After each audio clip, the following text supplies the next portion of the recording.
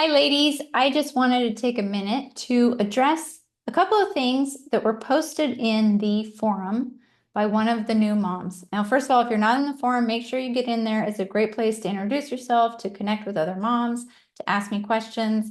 And so this mom, she said something, I always abandon ship, meaning generally with charts and systems, when one, the kids are too resistant to the responsibilities, or two, I simply lose motivation to continue with the system. Okay. Now, this is completely normal. I have been there many times. And so I want to give a couple of quick little hints and strategies for this.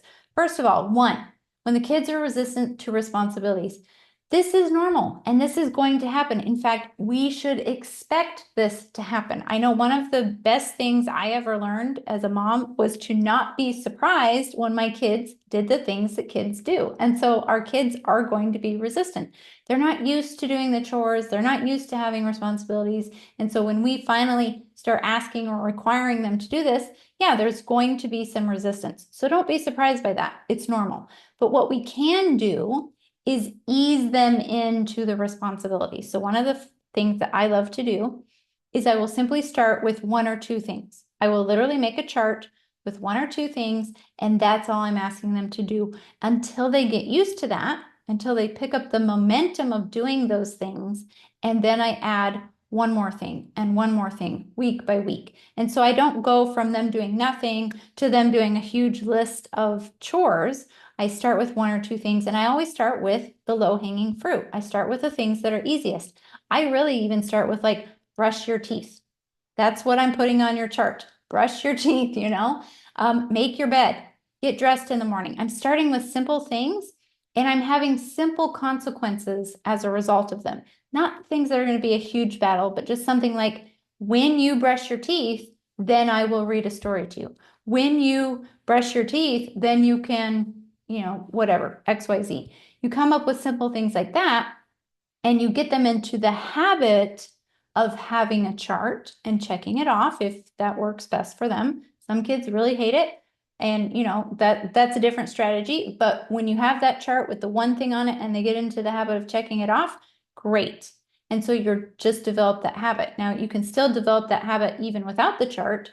And so you can begin there, but the point is you're helping them to get into the habit of doing these things. So now even my two youngest girls who are currently 8 and 10, they automatically just do these things in the morning. Whether or not they have a chart, they still just automatically do them in the morning because it's become a part of their routine and how they just do their daily life. So I start with one or two things and then I add to it week by week as they get better at having the habit of doing good things. Now, that's one little tip that I have. There are more that I would like to share later, but in this video, I just want to stick with this one. The next thing is I lose motivation to continue with the system. Now, this is, of course, a mom problem. And first of all, though, I want to emphasize it's completely normal. We have all done this, and we will all actually continue to do this. We will lose motivation with the system. Now, something I want to mention in this video specifically, because there's a lot of reasons that that can happen, but for this video, I want to talk about something that I used to deny, and that has to do with hormones, okay? I was a hormone denier. I did not believe that hormones had any effect on me, that I was just me. I was very logical. I was very reasonable.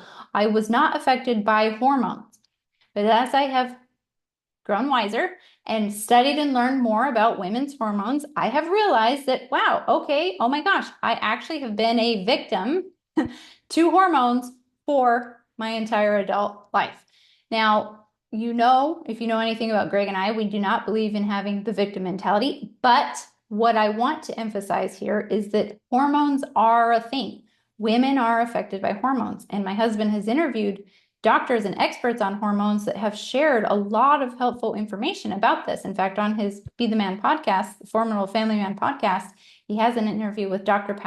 Patrick Flynn talking about women and their hormones. And the more I have begun to realize how much hormones affect me, the more it has helped me in maintaining motivation with my systems, with my family, with work, with all of the things I'm doing. Understanding my hormones has made a huge, Huge, huge impact.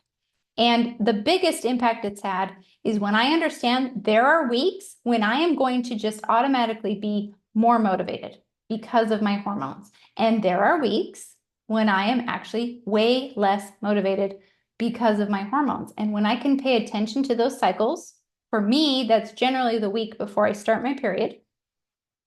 I have more grace with myself and I have more grace with my kids. And in fact, we sometimes will just maybe let things slide a little bit that week because it's better for my sanity. And that then is better for everybody else's happiness.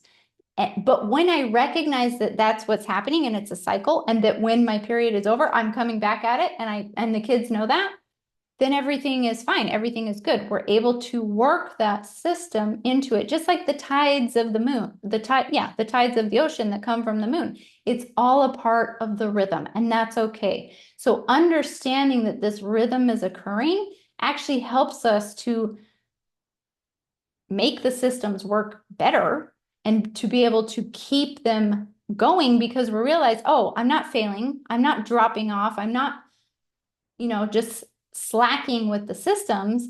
This is just a hormonal thing. This is just a rhythm thing. This is like the ocean and the tides, and that's okay. And we will come back to the high tide, right? We're at low tide now. We're going to be back, and that's okay. Then I realized I'm not failing at this.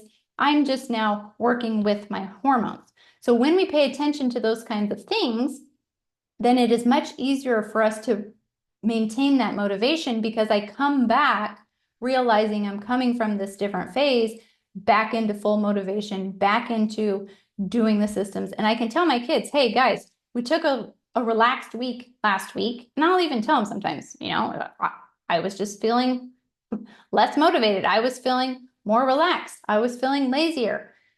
But we're coming back starting Monday. We're back at it. We're back at the systems. And that is actually then a part of the system. And that's okay. That is totally normal. And that is great to be able to work in that way because I also feel it gives the family a little bit of flexibility because too much rigidity, too much order is also an unhealthy thing. We don't want crazy chaos.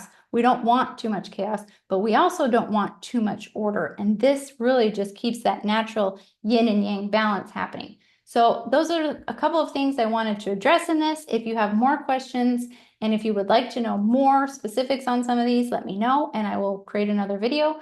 But I just wanted to share that with you today. Have a great day and please continue to reach out to me in the forum so I can answer more questions.